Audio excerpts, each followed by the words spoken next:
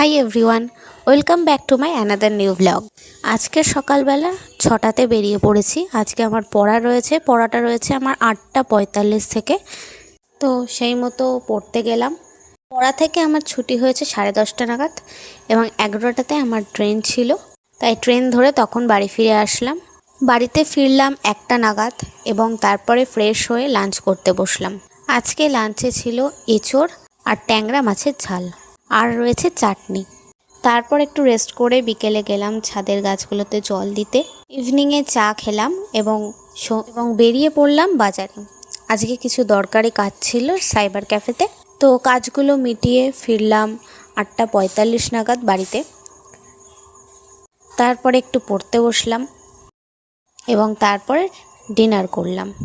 তো আজকের ভিডিওটা এই পর্যন্তই ছিল।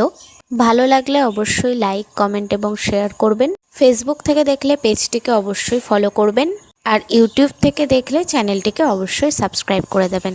সবাই ভালো থাকবেন এবং সুস্থ থাকবেন। বাই।